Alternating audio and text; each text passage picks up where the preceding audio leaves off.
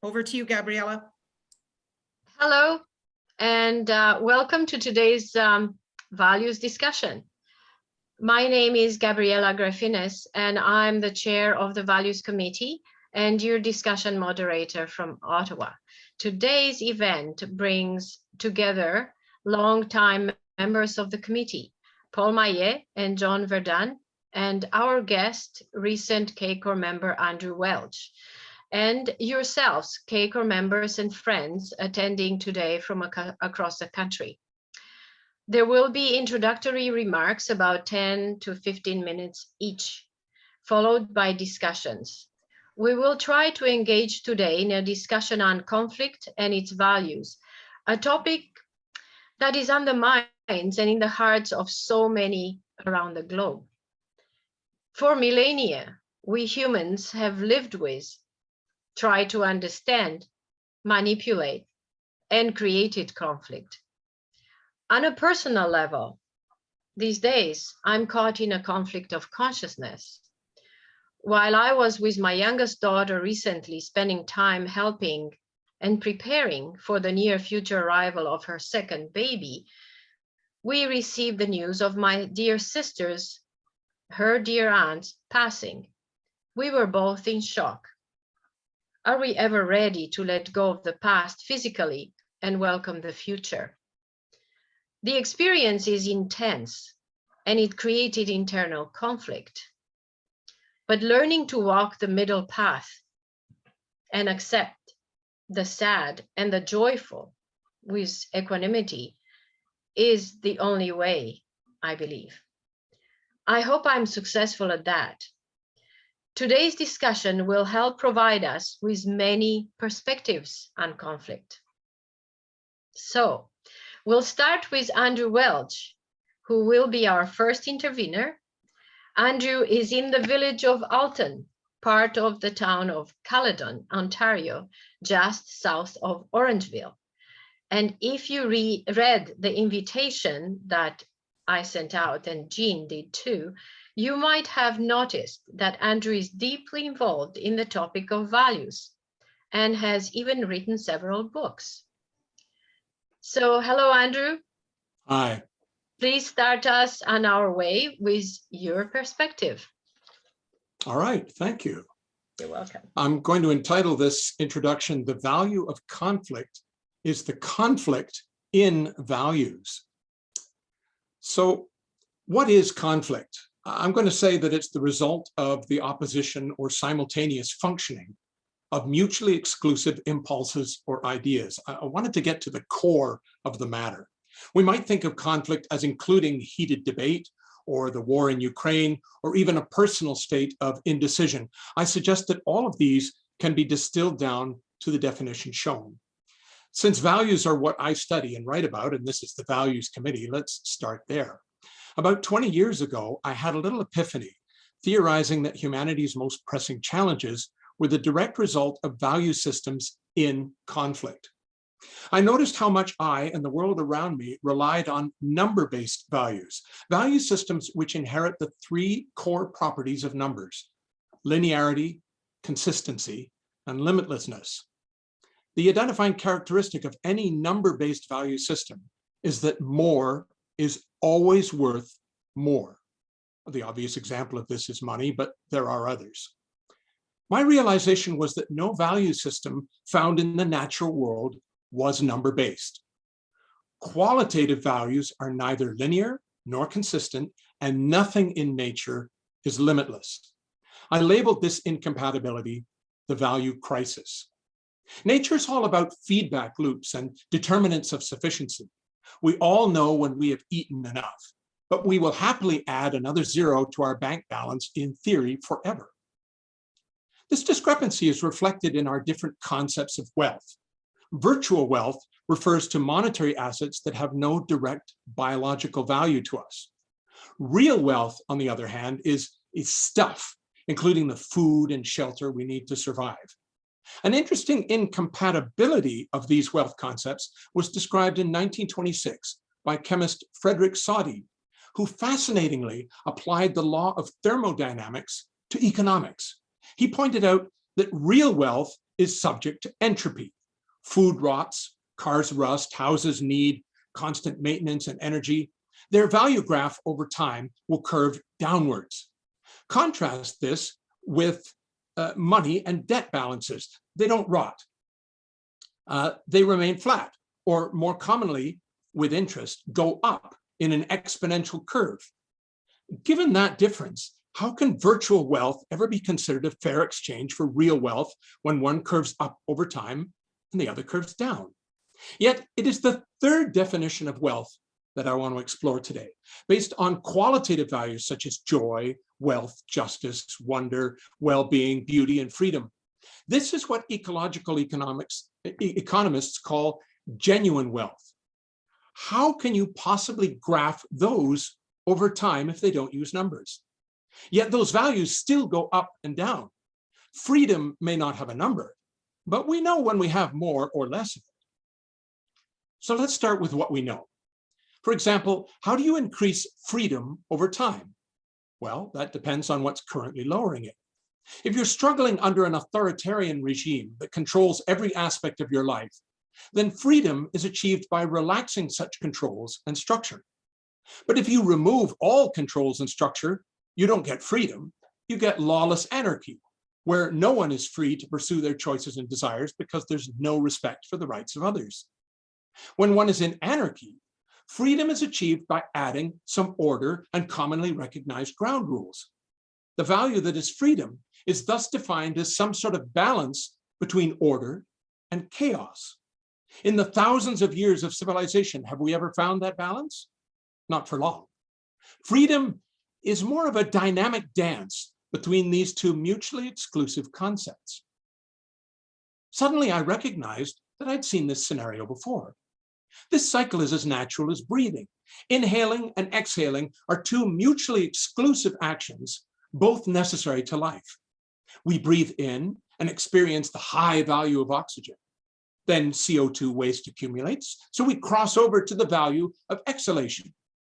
Exhaling is great, but doesn't provide oxygen, so we head back to inhalation. There is no point at which we can achieve and maintain the perfect balance of gases. Life is all about dynamic forces that must be in constant transition, high value down to low, to opposite high value, to opposite low. This system is known as a polarity and is traditionally applied to what we consider conundrums with no single right answer, like teamwork versus individualism. It's also used to map natural cycles, such as the dynamic transitions that make a forest system sustainable by constantly oscillating between fast-growing pioneer species diversity and old-growth maturity. My breakthrough was to recognize many more value examples. You could plot beauty as a polarity of simplicity versus complexity, religion as faith in omniscience versus self-determination, compassion as providing help versus respecting dignity, species survival as individualism versus the good of the whole, and, as you'll hear in a moment, a just war versus a just peace. I suggest that all qualitative values can be expressed as a polarity, as the result of the opposition or simultaneous functioning of mutually exclusive impulses or ideas. In other words, as a conflict. That means that we should be able to apply known polarity management tools and strategies, such as those developed by the person who coined the term in the 70s, to qualitative value challenges. The conflicts in qualitative values are inherent and necessary. It's that conflict which makes the value valuable. Another realization for me was that my original crisis of value systems was also a polarity. Quantitative values are not the answer, but neither is an exclusive reliance on qualitative values. The problem is that we are allowing the first to constantly trump the second, so much so that according to polarity theory, we suffer the downside of both poles. I suggest that such value system conflicts are the true core of our heated debates and the war in Ukraine, and even a personal state of indecision. The polarities are natural and inevitable. but it is our failure to recognize and manage them as such that can lead to those larger conflicts which exact such a terrible cost on humanity. And there we go. Thank you. Fascinating. Thank you very much, Andrew. Now, as we move on from how we measure our values and what you have just told us about, we will go into conflict zones. Paul Maillet, also from Ottawa, will take us into the heat of the global conflicts. Paul, if you may. You have to. Yep. Thank you very much. Thank you, Gabriella. Okay, I'd like to keep this relatively short. What I'd like to say, and in view of my 33 years military experience, is what I'm going to try and draw on. The values of conflict, for example, I would say in a very, very simple sense, are that we are a collection in a quantum sense. We're in a quantum field, we're a collection of all values. And what happens is that causes and conditions are going to cause certain values to emerge. So when you find yourself in a conflict situation, the values that emerge are those that emerge. What is what emerges, and what should be, not necessarily. So in the oriented towards conflict, one thing we know that these values are going to be oriented towards expected outcomes, certain purposes and meaning, intentions, mimetic structures, and they can involve values of peacemaking, military victory, violence, hate, anger, freedom, fear, and ultimately trauma in some sense. So we find ourselves in that there is an unexamined response in all of this. And what that response is in terms of conflict and war is that regardless of the outcome, whether it be peace or war, that there is a post-conflict state that's inevitable, that's going to happen once the conflict is over. I mean, even World War II, which suffered some large fraction of 70 million dead, had a post-conflict situation. And I think that has to be factored into, at one end of the coin, we have causes and conditions, and at the other end of the coin, we have outcomes. Now, what we have done as a society, unfortunately, and as a Western society, is we have codified values that perpetuate conflict in a sense. In other words, we have defined just war theory and the laws of armed conflict as borders and constraints in which conflict and war and trauma can occur, rather than codifying just peace theory, which may state that as a precursor to any military intervention, these things have priority and must strictly be adhered to, and that the laws of armed conflict must be a completely last resort. In other words, if you look at the laws of armed conflict, they begin with the assumption of just cause, justice in a sense. And at that point, the death penalty is invoked and lethal force. Then they rattle all down to just cause and right authority and various things. And at the very bottom, they get to avoiding collateral damage, innocent people. And if just peace theory gets to be more codified, or should be more codified, should come from the premise that we flip this whole thing on its head. In other words, that we will now define conflict in terms of stop the violence, care for the victims, negotiation, peace, reconstruction, whatever goes in the middle, and then at the end, you may look at presumptions of justice and reconciliation at that. Because what we do is we really take our values and we redefine things like freedom, and peace. I mean, freedom and peace should be the predominant values when we go into conflict, and that unfortunately the outcomes can be very, very different. It can be physical freedoms, it can be oppression, it can be dictators, it can be some other form. I mean, there's a form that there's a sort of a context that you know, even a person in prison can see the sky. So there is an element of freedom in terms of just about anything. You say, I once had a talk with an elder, and she told me this story, and an indigenous elder, and she said, well, there's a story about a turtle who, slips on a bank and rolls down the bank, knocks itself out, and is lying on its back. And then when it wakes up, it's obviously in a very precarious position, but it doesn't look at it that way. It says very simply, look, everybody, I can fly, because all the turtle could see at that point was the sky, in a sense. So we do have a certain freedom to respond to conflict in certain ways. And I think this is the unexamined response that we have to look at. We're free within constraints, of course. The fact that life is impermanent, it's imperfect. Anything from causes and conditions can be seen as not self.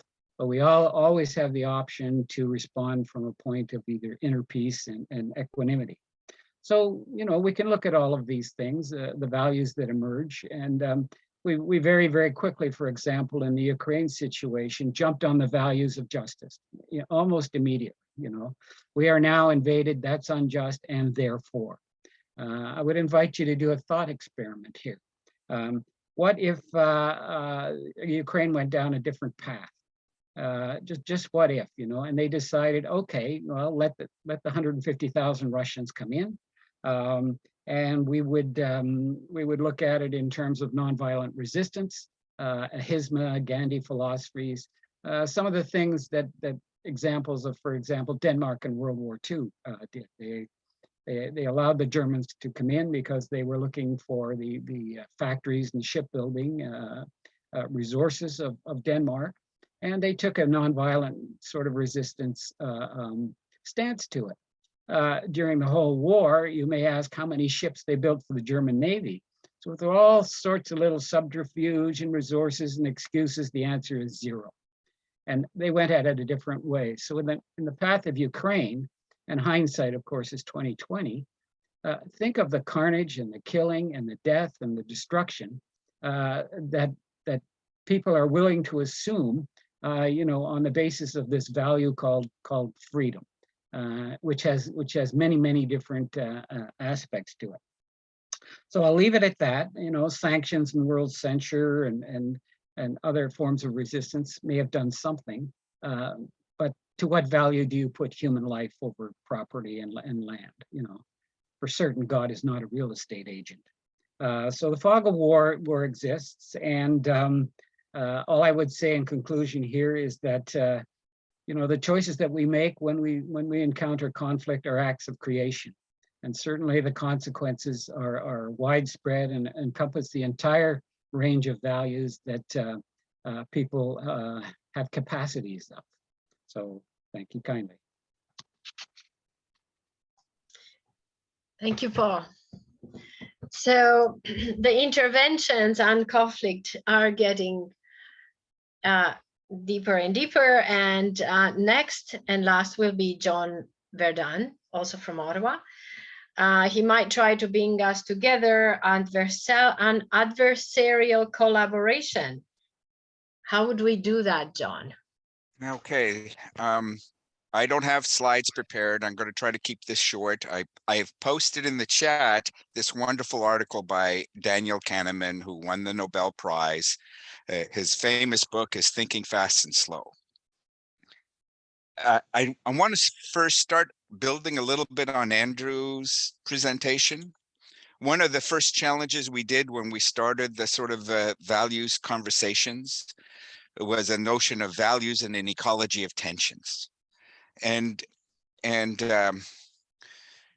for me, living systems maintain their integrity and a living system has to balance, not balance, has to manage, has to navigate innumerable values and innumerable spectrums. It's a sort of an analog system, and that when we look at value one at a time and we see that, we think, oh, gotta be equilibrium. But the physics idea of a strange attractor, it's a non-linear pattern that never repeats, and yet is constrained in a sort of a family resemblance. And so our innumerable values are often antagonistic and or orthogonal, but have to be maintained within thresholds. And we are often called to action when a value approaches a threshold that may threaten our viability. So nothing is ever in perfect equilibrium, and no value is ever in a perfect position. We can see this when we look at, I've used this slide before and I can't bring it up now, but the same values are shared by the very, very liberal and the very, very conservative, right? Jonathan Haidt has this, wonderful slide, and I superimposed Carol Gilligan's and George Lakoff's concepts, because when you look at the very conservatives, they have a much more sort of a constellation of values that are sort of tighter. They value their values in a different way. Whereas when you look at the very liberal, the very progressive, they clearly put more, they value the values of care and fairness much higher. So these constellations are sort of values, but they're constellations that crystallize belief. And we can't change beliefs with facts, right? I remember the first symposium we did when I was at National Defense. We had the guy who did End of Work, Jeremy Rifkin, and we had David Foote, and we had this guy called Rick Maurer who talked about resistance to change. And he talked about 3 levels of resistance. And the first level is like, oh, I don't like broccoli. Oh, well, here, just give it a taste, right? So a little fact, a little experience goes, oh, that's not so bad. And then there's a level of change that's a little bit deeper, right? Like, here's new technology going. How often do we take a new technology and make it do exactly what the old technology did? Because that sort of validates the way we worked. And when something new comes along, it makes us feel like, oh, everything I did was stupid. But then there's a third level of resistance to change, and that's like the Protestants and the Catholics, right? On that level, it's almost like you need a conversion to go from one to the other if you're going to convince someone, or you have to find some sort of meta that allows us to sort of live in dialogue. And so this is what I found really interesting about Daniel Kahneman, right? He started out soaring, he talks about the research in his book around priming and how he used a lot of that and still believes in that, but none of that research could be replicated, and that sort of sent a crisis. And so he and his wife would have these discussions, and they determine, an experiment that one thought would prove the results. They did the experiment, the results prove one person's point of view, and almost immediately, he says there's a sort of a 15-point IQ rise in the other person, where they suddenly see explanations that sort of discount the results. So essentially, he says the power of reason is an illusion. The belief will not change when reasons are defeated. The causality is reversed. People believe the reasons because they believe in the conclusion. And so then, they would discuss the experiment again. And this time his wife would go away and, do the experiment, and the experiment proved her point of view. And immediately Daniel could say, oh, now I see you didn't account for this and this. Again, read this article. It's well worth reading. So it's this idea that conflict can't be resolved. beliefs are very hard to change. And beliefs are formed of a constellation of values. We'll share the same values, only we value them differently, whether it's quantitative or qualitative. And that, like a better framing of this is that living systems maintain their viability through homeostasis. This thing of keeping this innumerable range of values in thresholds of viability. And maybe even better than homeostasis, which is sort of, again, thinks about equilibrium of some sort. It's this word I recently learned called allostasis, because a living system can't maintain its viability in the moment. It has to anticipate.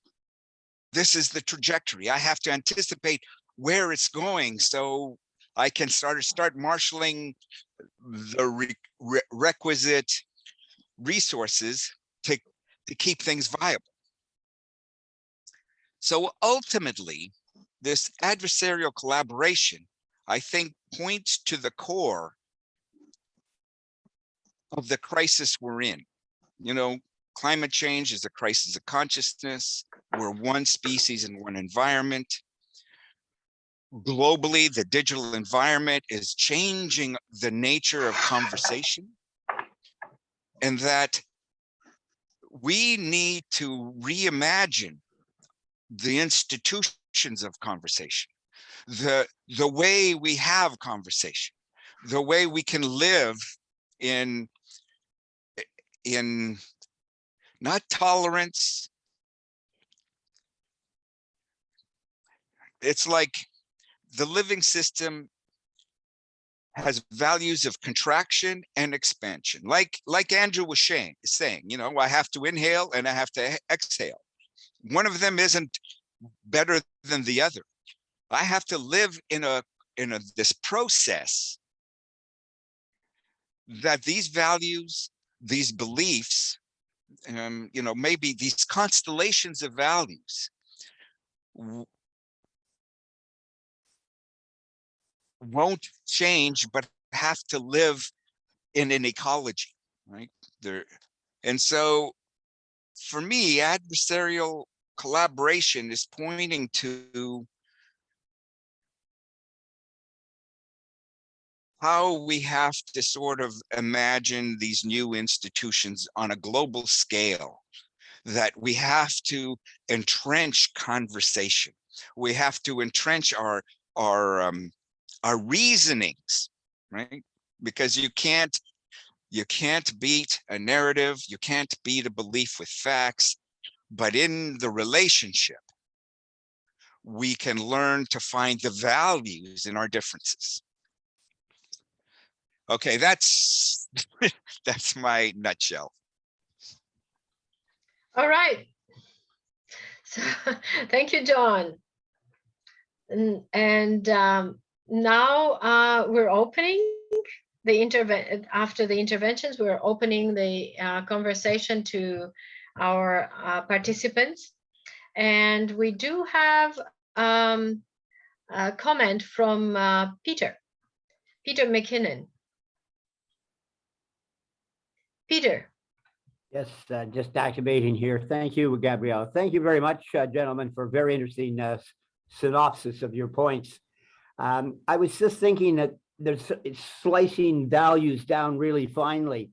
We got the sort of left and right, if you like, of going to war, we have peace. And one of the things I recall from studies a long time ago was about Persian poets at time of conflict in the ancient world, that the poet would be sent out as last resort to plead to the other side not to fight. And sometimes the poets won. And either side, you know, they would send out their poets. Both sides would send out their poets. I think of this as sort of values of last resort. And I'm wondering if we need this kind of thinking, perhaps in the context of dealing with some of the major issues that are facing society today, especially climate change with all of its massive complexity. So just a comment. Thank you. I like that. Yeah. All right. So thank you, Peter. John, you had your, you want to. I just wanted to agree with Peter. I think maybe the poet is the sort of a meta reasoning, right? It's more metaphorical. It's non-linear. It embraces the emotional realities, right? In a way that that reason, strict reason, I think Paul would agree that the notion of mind in the East is a heart mind, and that for me, reasoning is not an intellectual, it's a whole body, heart, mind process of like sorting out, grasping our complexities of values. Yeah, I like that. Paul. Yeah, I like it also. Paul and then David. Yeah, I think that's absolutely great. I think what that will do to the conflict, of course, is to bring the heart connection to the conflict. Mhm. And that's incredibly important. And certainly poetry and music and these things, it's like one of the conflict things that I saw was the Zulu Method. I don't know if you've seen that, and it's kind of similar. You have two tribes in conflict or whatever, and they get together for 2 weeks. The first 2 weeks, it's just singing and dancing, and as you say, poetry and getting to know each other's kids and feasts and banquets and whatever. And you build a relational connection, a heart connection. And then in the last 2 days, they sit down and sort it all out because they no longer look at each people as objects. They look at them as human beings. So yeah, great comment. Somewhat like the Laura Jirga in the Afghan situation, where the men put their heads together and they negotiate head to head until they resolve the problem. Yeah. Thank you, Paul. Thank you, Peter. David. Yeah, thanks for these presentations. I found them very interesting, and I tried to adapt them to my framework of thinking about practical results, with this kind of a question. And I would just speak from two different examples. One is when I worked at the Pemini Institute for a number of years out in Alberta, and one could argue that there was a lot of incompatible values between the environmental movement and the oil companies and so on. So it wasn't that we tried to change the difficult task of the beliefs that John was referencing as so difficult to change, but rather we were looking for what on the surface was incompatible, but would eventually lead to win-win solutions.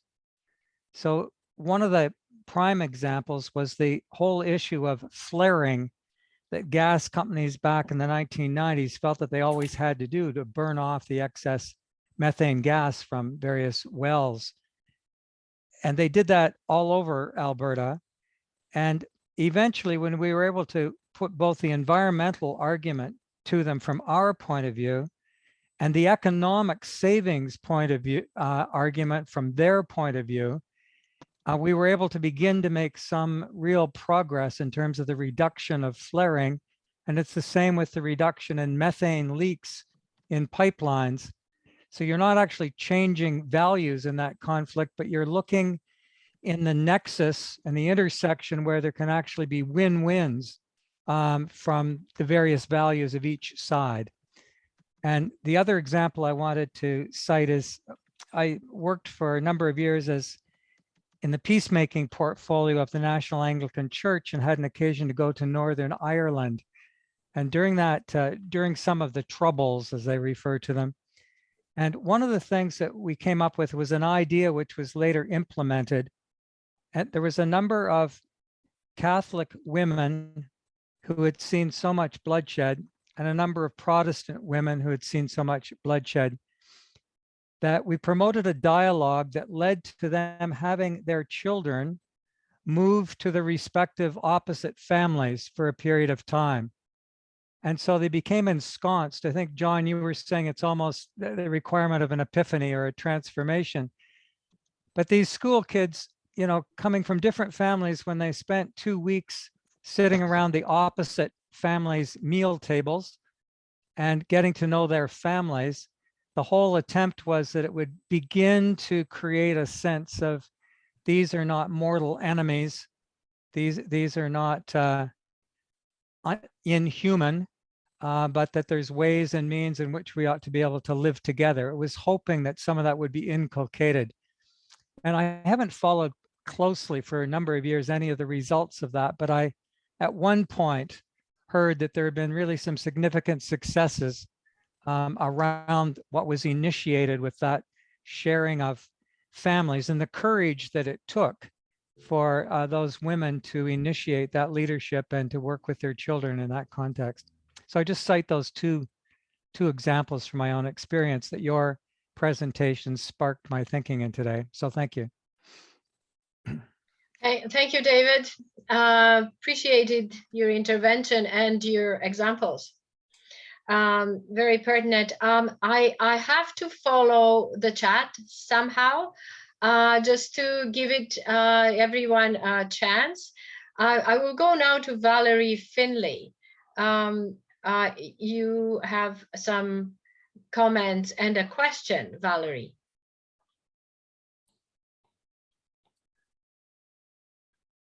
Can you unmute yourself, please?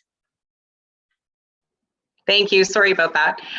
Thank you for the presentations. Those were excellent. And of course, my particular lens is predominantly as a sociologist, and more from a processual view than the individual or the psychic view. So I guess my question was, where do we see the intersection of power with respect to values? So I'm a relatively firm believer in universal behaviors outside the influences of culture and social change. So in the pursuit of power, how do we view values or resolve the conflicts that arise from values?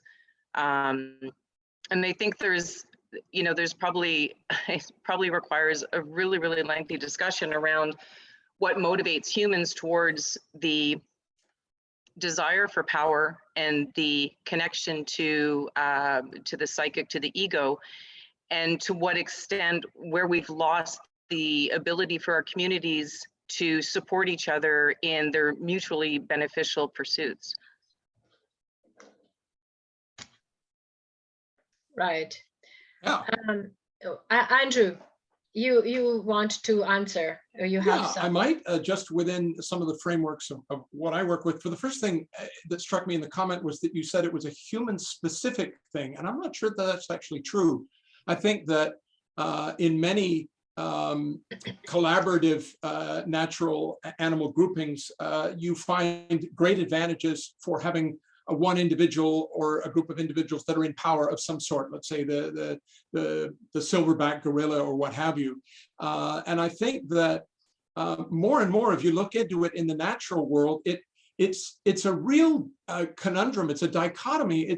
It's more like what we see with even our own royalty or a queen in a hive, that what is often viewed as power is actually a huge responsibility, and that the actual power holders are the ones that are below, not the one that is sitting on the top.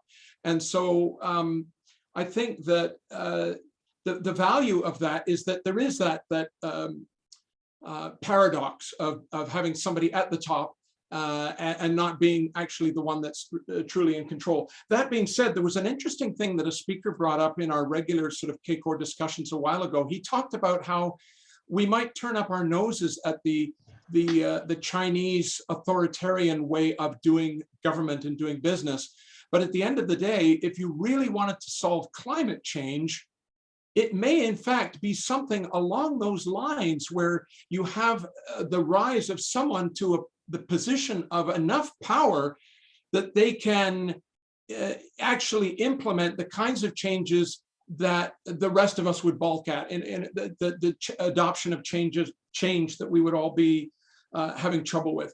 My last note on that would be that, again, to sort of deep back to my broken record, what we see too much of is power that is based on numbers, how much wealth you have, how many votes you got. And that kind of power has no limitation. It has no peak. It has no sufficiency. And that's the kind of power that often gets us into trouble, because it doesn't die off.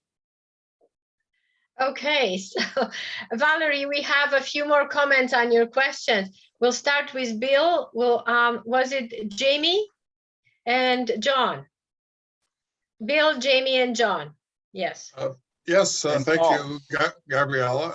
I'm picking up on what Andrew just said about power. I was thinking that one thing that Andrew didn't cover in his excellent analysis of values was influence. And perhaps that is, I was thought at first of the Pope's influence.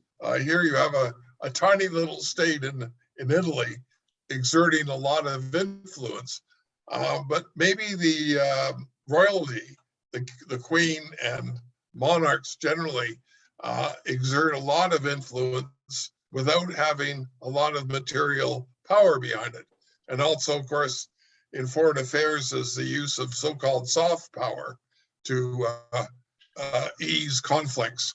But I think influence by itself is something worth incorporating into this discussion. Thank you, Bill. Excellent. Jamie, did you raise your hand? You had a comment? You have to unmute yourself. You have to unmute. Hi, Hi. am I here now? Yes, you are. I'm in Living Technicolor. Right. Can I just read something that I think is a great illustration of shifting the valence of power? Would that be okay? It'll only take about a minute. Okay. Okay, thanks, Gabriella. Germany, 1865. A man, wealthy and powerful, gets into an argument with a colleague who calls him out for being the habitual liar that he is. Enraged, he challenges his accuser to a duel. The challenger has a military background, is no stranger to weapons and dueling. The challenged, a meek physician scientist, has probably never been around anything more menacing than a Bunsen burner. There's no match. The blowhard military man is virtually guaranteed to kill the scientist. As per the custom, the challenge gets to choose the weapons: pistols, swords, fencing foils. No, the challenge has a better idea: sausages. In his laboratory, the scientist studies the parasitic roundworm Trichinella spiralis. His response shifts the odds from 1,000 to 1 to 50-50. One sausage will be injected with saline, and the other with a hefty dose of live culture of Trichinella. And the challenger chooses which one to eat. Well, the other eats the remaining sausage. Bummer if you get the one filled with the parasite. With that dose, you'll have a massive inflammation of your muscles, lungs, and heart, and brain, probably followed by multi-organ system failure and a horrible death. Faced with even chances, instead of the bully's advantages, the challenger quickly withdraws his challenge. Now, that's a pretty good framing of an interesting shift in the valence of power. Now, the one who was challenged was this extraordinary 19th century scientist who actually went into politics, and the person that he challenged was, and he was a left-leaning member of the Reichstag. It was during his attempts to decrease the size of the military budget that he called none other than the Minister President of Prussia, Otto von Bismarck, a liar, resulting in the sausage duel. So pretty inspiring by any standards. Nobody was hurt. Everyone had to just go home, pretty much with their tail between the legs. And it's a great story of someone who inspired one of the great scientists of our age by the name of Robert Sapolsky at Stanford. So I just thought I'd just give that illustration because it's so beautiful and it's kind of funny as well. It is. That is excellent. Thank you very much, Jamie. You're very welcome. And Valerie, is there anything you wanted to add to that? Or I know that John has a comment, but before that, anything else? No, I think that was great. I put some more comments in the chat, but that was excellent. I appreciate that very much. Okay, so John, we'll pass it on to John. Go ahead. You have to unmute I yourself. think Paul had something to say too. Oh, sorry. Okay. All right. I think you go first, Paul go John, first. and then Paul. Okay, we'll go to Paul. Okay, my comment is relatively simple. Okay. As a former director of defense ethics, you look at issues like power, and at its very simple point, it has no moral content in a sense. It's what is actually done with it. When you're in a situation where you have a deficit of power in accordance with others in there, you certainly have to look at other alternatives, as was pointed out in that in the previous session, which is very good. But one thing you have to do in terms of values is you have to look at what values emerge when you're talking about power, and subsequently, what power are you actually giving to an individual? And in a military sense, for example, if you give tanks to a military commander, all his problems become tank targets. So this thing has a sort of a dance that goes on with regards to purpose, meaning, and mission, and power, and then what we choose and how we choose to activate it. Yep, thank you. Right, thank you. Do you mind? I think I have skipped Ted, but John, if you have a quick comment right now, and then we'll go to Ted. Yeah, I'm still reading David Graeber's Dawn of Everything. It's a jaw-dropping panorama of the state of anthropological, archaeological knowledge.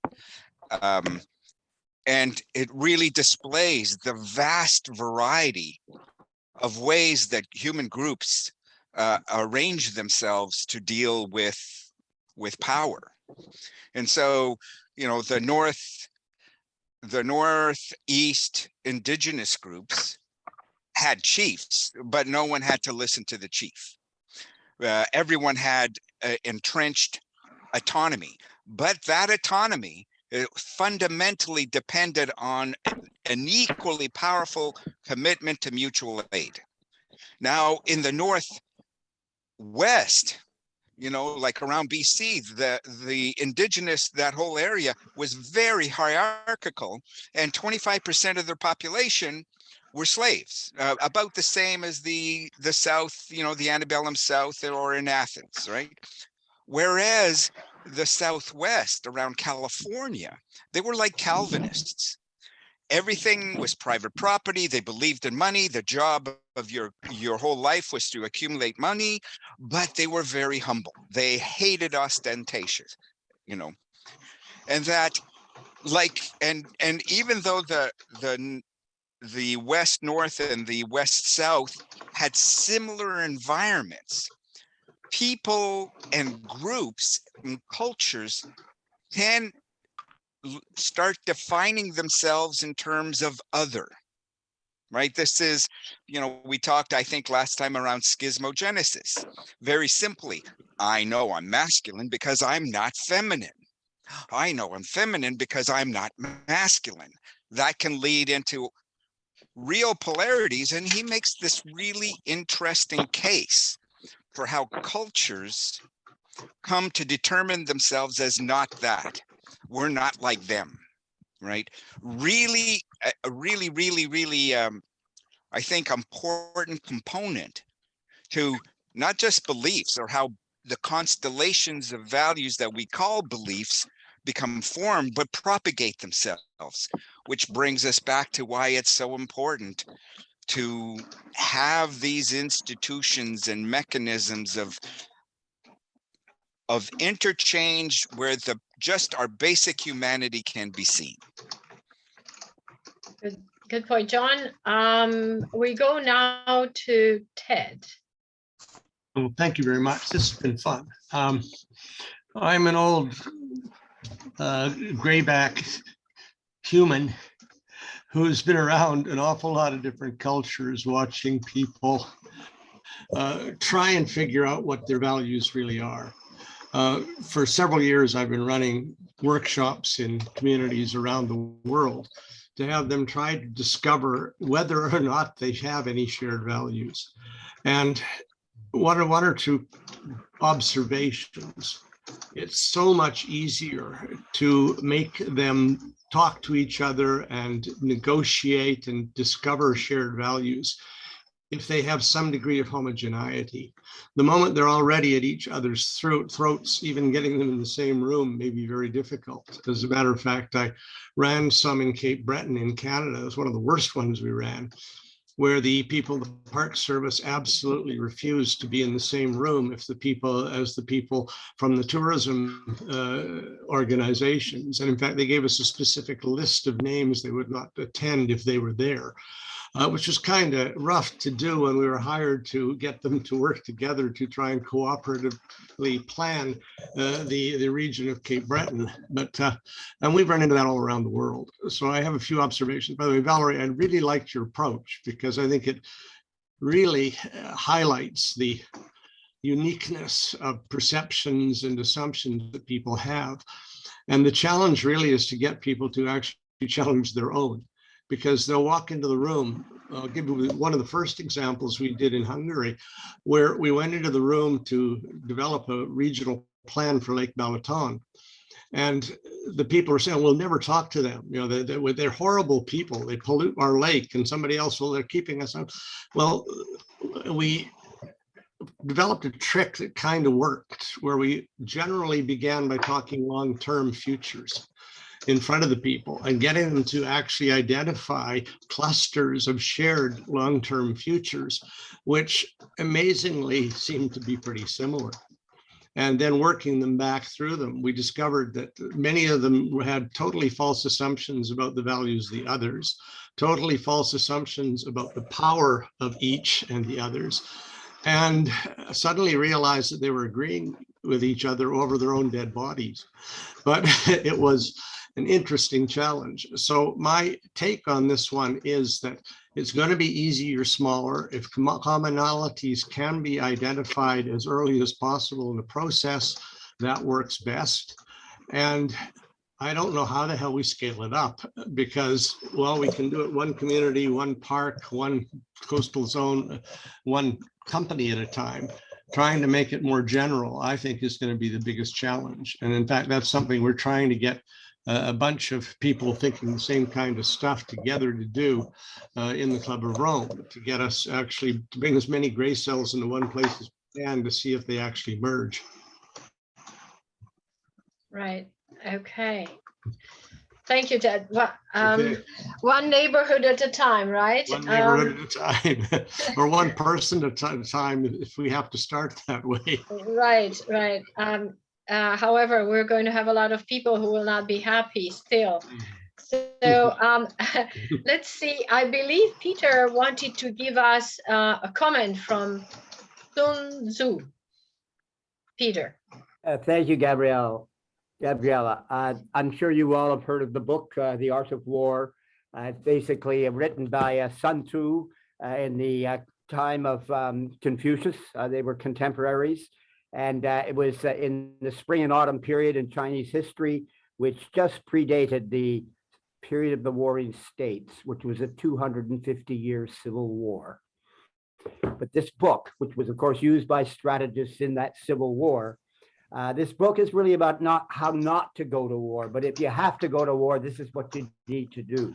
So my quote, and it just takes a moment here, shorter than Jamie's, it states,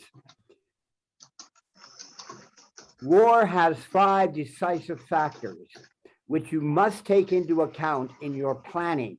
You must fully understand their relevance. The first is a moral compass." That is my point. Moral compass is about integrity. It's about ethics. I would argue it's even about saving face in the sort of Asian tradition. So I throw that out as a element to the discussion about violence. Where are the boundaries where we have, ethics and integrity? and moral compass. Thank you. Thank you, Peter.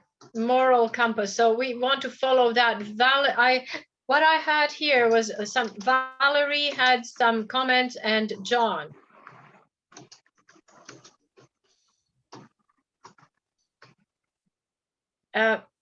Valerie, did you want to comment? Okay. No, go ahead. I'm so sorry. I apologize. Okay. We'll let John reply then. One of the things I mean, that's fundamental, like to working in values or dealing with conflict or trying to negotiate.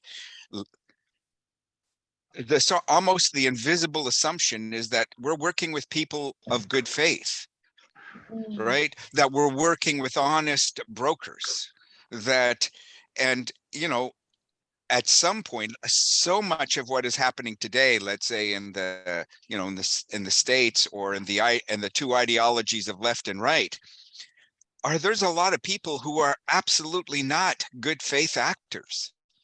There's a lot of people who are just grifters, using whatever means they can to sort of, create chaos, to make money, right? So, Trump is making tons of money by creating chaos. And this, like, we're all talking about as if we were all rational, right? As opposed to rationalizing that there is a common aim of working things out. And I think the real problem is finding these bad actors and understanding and being able to recognize that you can't deal with a bad actor. They purposefully do not want to come to terms. Paul, Right. yeah. Okay. Yeah. So let me just one moment. Paul, I don't know if Fernand had her hand up as well. Oh, go ahead, Fernand. Fernand, please. You have to unmute yourself.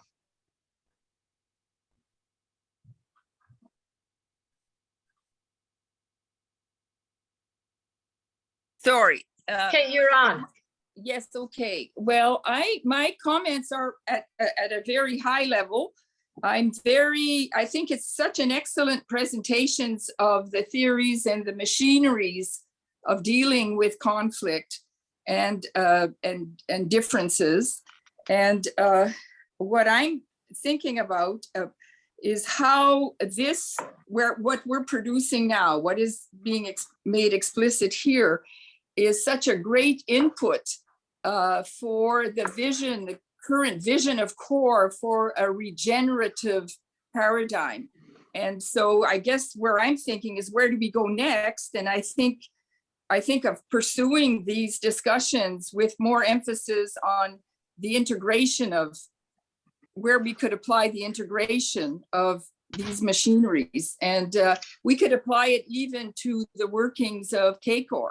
And we did have an early vision of CACOR as an influencer. And where are we with that? And how do we proceed with that, given what we know now about the machineries of power and how to make them work in a larger society, have more resonance. So that's just my comments. But I'm very excited by what's going on. And I'm also reading along the lines of the Web of Meaning by Jeremy Lent, and then the moral landscape, how our moral values are now determining our by science, and all these discussions. So so I would love to pursue with more integration and more looking at ourselves as a case where we could apply some of these thinking and these machineries. Excellent. Thank you, Fernanda. I'm sure we will. Let's go to Paul next, and then Valerie, I believe. Just a quick point. I do agree with John, and I would like to make a comment to extend to it. What if the bad actor is ourselves? And in view of the comment from Peter there, and that we have taken the moral compass and we have corrupted in it in certain ways, from which we have come to believe that we do have a moral compass. I'm working on a project right now. You may know that the U.S. Department of Defense has an Operation Daybreak, and they've offered $40 million. And what they want to do is they are at wit's end because they are having upwards of 21 suicides a day in veterans. And how are they going to deal with this? They are trying to tighten the screws and do more of everything and put $1 billion into this and whatnot, but they are looking at other solutions. And the question is, how do you tell them that it is their military, it is their missions, it is their purpose and meaning and their ethos and their warrior ethics and the harm that they do, that is what is producing the trauma, that is producing the PTSD, that is producing the suicides. So how can they go right back to original purpose and meaning? And rather than being a warfighting culture, why can't there be a culture that's very, very highly attuned to peace operations and other alternatives? Because as Valerie has pointed out, they have a default to power, and they have built a moral compass around power, that because they have the most power, that they have the most say that's going on. So the trick is going to be, okay, I'm offering a 2-track process. And the first track is what can we do at the level of the individual that suffers here? But what does the institution writ large and the political situation have to do in order to mitigate it and to take some responsibility? So if anyone wants to contribute to that, the deadline is this Friday. Thank you very much. This is very good. There might be some people who might, John might want to, or Peter or Andrew, anybody who wants to contribute to that. Thank you for the invitation. Yeah, $30 million. And as a matter of fact, it's a good point, Fernanda. I think we will continue as a continuation of today's discussion. We should try to do it in the fall, so that we can. This is so pertinent to what's happening today that it will be very important. Yes, John. But I suggest that maybe the fall series session, yes, looks at the values of, because I really think we have to level up democracy. I really think we have to, if climate change is a crisis of consciousness of a species in an environment, everything else is this crisis that we can't rest on a democracy designed in the 1800s, right? Or near the, on that technology. We really, really have to have a institutional innovation and rethinking of what is a citizen in the 21st century in the digital environment, and how do we govern ourselves? This I think is fundamental to surviving. Yes, and it is really an evolvement of the search that we've had from the very beginning of our sessions in values. And it should be a good follow-up for September. We'll do that. I'm going to David now. David, followed by maybe Valerie, I believe. Okay. Thank you. I must say, Paul, I was stimulated by your offer of making application until this Friday. I mean, what you were saying about the U.S. military in terms of their fundamental purposes and how that plays in is, I think, quite a central point. My further reflection, as you were talking, just flows out of the reflection on bad actors. I think we're all aware of the stories of Nazi Germany, where you have commandants who give the most horrific orders in the concentration camps and then go home and listen or take their wife or child to a Beethoven concert, or are seen to be good and loving fathers with their own children, and then go out and are part of a butchering of the whole Jewish population. And so when we think about bad actors,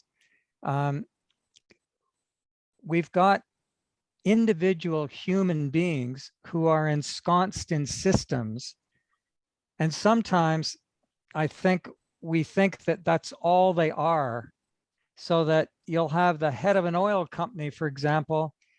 You may think that that person has very different values from the environmentalist, but there's times where you can get access to other sides of that human being in terms of values that they hold in some of their other social roles. And that's often, in my experience, the place where there can be some pivotal change. I'm aware of two situations where various CEOs of Canadian banks, this goes back to the days of apartheid in South Africa, when many of us were trying to get them to cease loans, the Canadian banks to the government of South Africa under apartheid. And it was through individual trips of individual CEOs to be exposed to some of the situations that they experienced in South Africa that actually helped to change their minds as individuals. There was another person, senior in the Royal Bank, who had a daughter who had a disability, and the link to exposure of people with that same disability. In both of those situations, it happened. The Toronto Dominion Bank became the first bank to drop loans to the government of South Africa. And it was based on that CEO's individual experience, where we were able to relate to that person, and he was able to relate at the human value in his life outside of what he would see as the fiduciary value or the economic value of the numbers.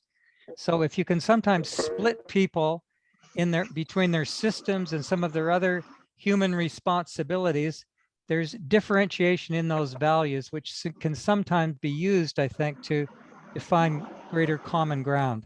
It's just a reflection. Thank you, David. We'll go next to Valerie, Ted, and I believe John.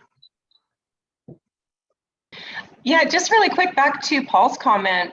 So just looking back even on the war model, I think what we're seeing now in our generation is a sensitization or a humanization of an institution and a global or social action that we've never seen this before. I mean, maybe we could draw a parallel back to when women entered into the workforce and we saw very serious changes to workplace safety and because they were so necessary, they had to be listened to.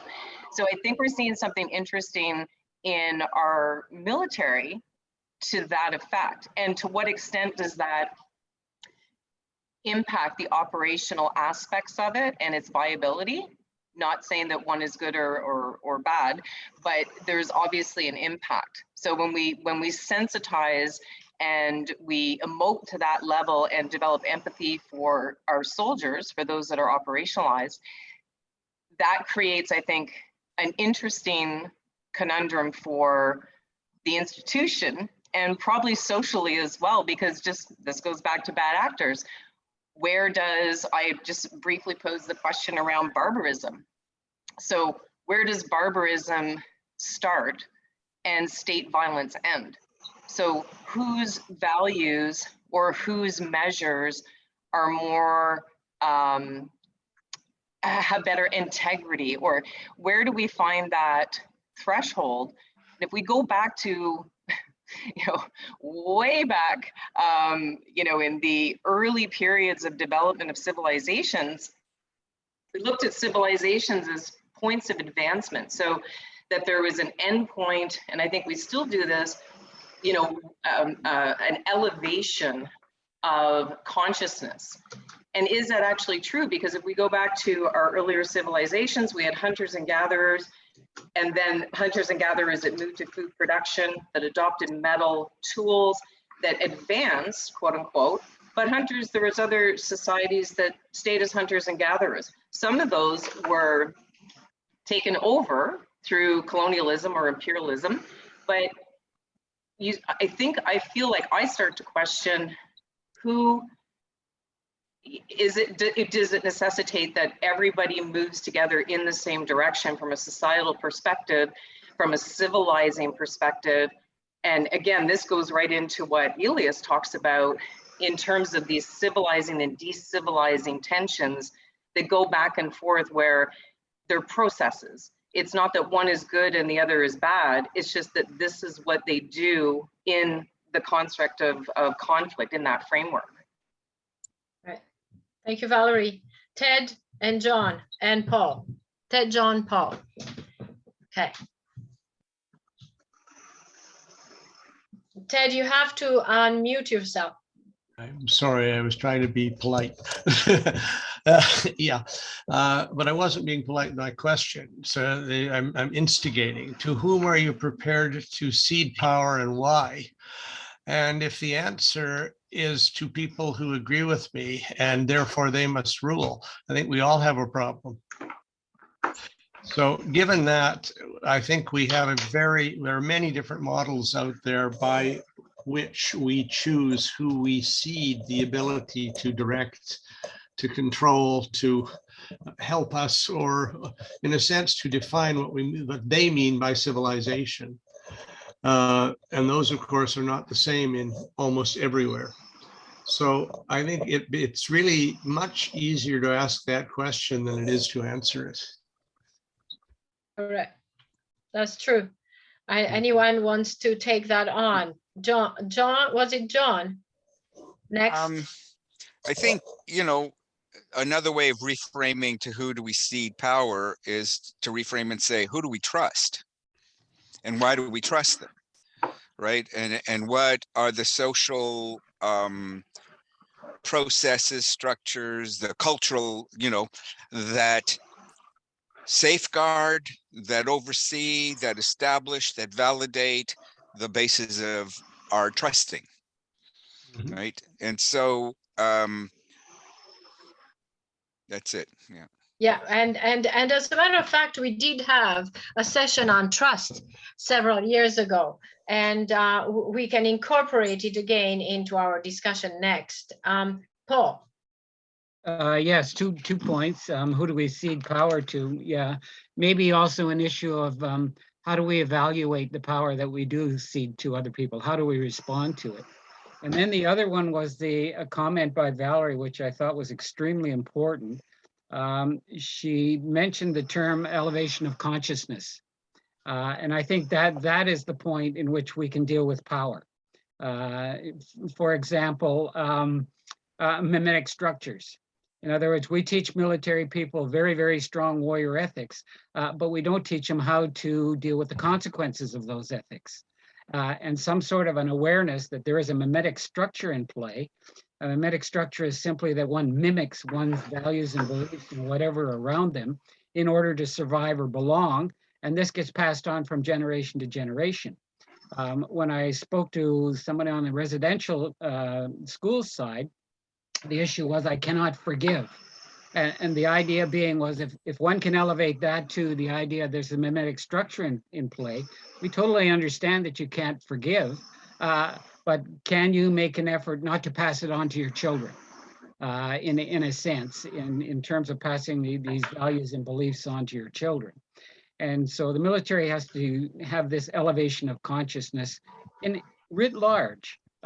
Because then you can face the question of ceding power, power with, power over, power between, all of these kinds of issues in an informed, value-oriented way. Thank you. Thank you, Paul. Before I get back to you, John, 1 second. David, did you want to make your comment? You had something. David, Peter, and John. I had just typed in just the reflection. You were saying who do we cede power to? Who are we willing to? Well, for me, it has to do with, has power been assumed through a legitimate process? So there's the definition of a legitimate process. And then once in power, assume that that's true. It's simply a question of, are my fundamental values being violated? And then after that, I suppose there's an assessment that if they are, what kind of power do I have to organize or on my own to circumvent or to limit the power, even if it was initially obtained through what I might grant was a legitimate process. So it's just again a reflection. And I think Immanuel Kant, used to argue in his works that I studied as a student long ago that it was important in conflict never to do those things which in peacetime then afterwards made peace impossible. So we were asking about the ethics, and that was just the other reflection that came to mind. Right, very good. Let me see, John and Peter. So this brings to mind a couple of things. I remember I spent 2 weeks at the Pearson Peacekeeping Center, early in my career at National Defense.